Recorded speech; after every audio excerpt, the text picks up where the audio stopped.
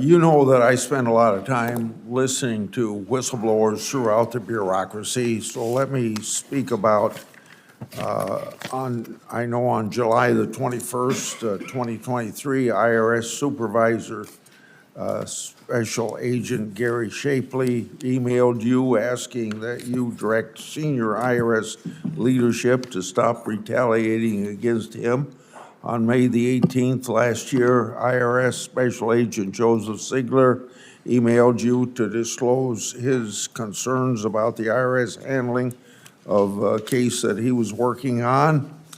I have an opportunity to talk to these. So I know that they've asked to meet with you, what they wanted to discuss with you. I would assume they want to tell you what's wrong within handling of certain cases. And I would think you at the top of the IRS would want to listen to them. So I'm not going to ask you a question, but I'm going to do now what I told them I would do. I was going to ask you to meet with the two of them and just listen to them. Whether you take action or not is up to you, but I think you ought to at least listen to them.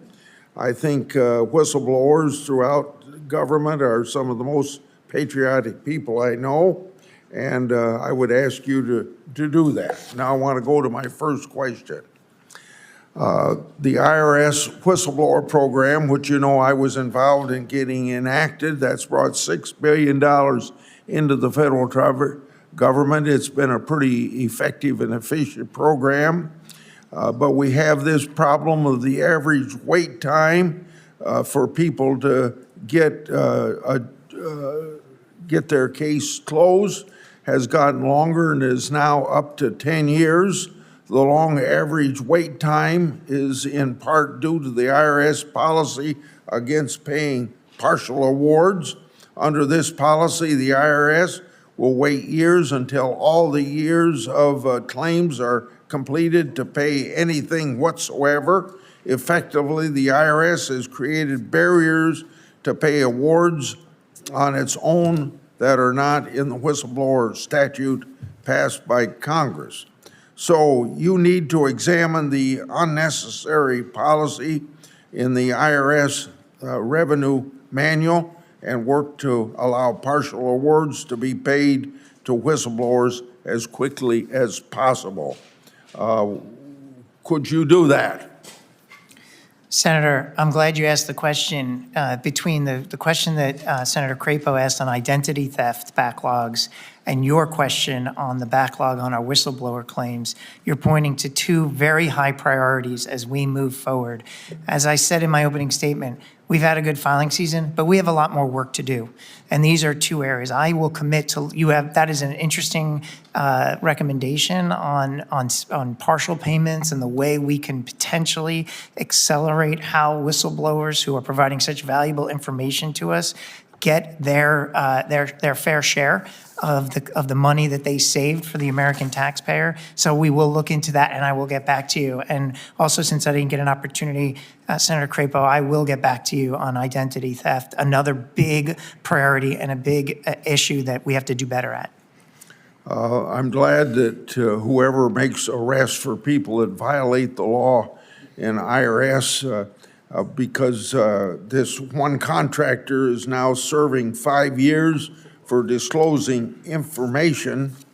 But I kind of wonder how an activist like him who wants to be contracted, who presumably got a job for the sole purpose of making public information about taxpayers. In this case, I guess he was after Trump's tax returns.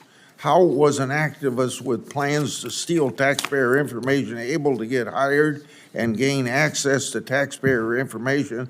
And what action has the IRS taken to ensure an active employee or contractor is never again able to access and share sensitive taxpayer information?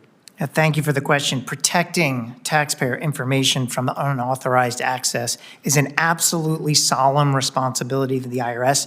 The individual you reference betrayed the trust of the IRS and the American people. It's a betrayal that cannot be tolerated. And based on what played out in court, it is not being tolerated, as this bad actor was brought to justice and will be serving a 5-year term in prison.